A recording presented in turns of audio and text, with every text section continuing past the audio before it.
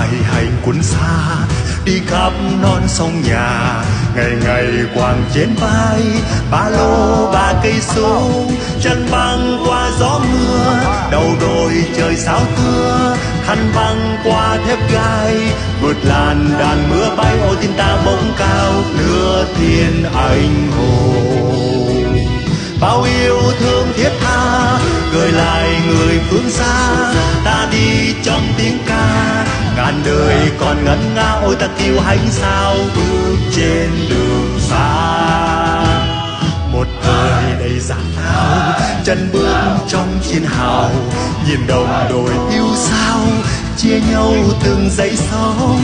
Ta chia nhau hiểm nguy, đường dài dìu nhau đi, ta chia nhau chiến công và nhường mền đêm đông. Ta đi qua chiến tranh vẫn tươi nụ cười.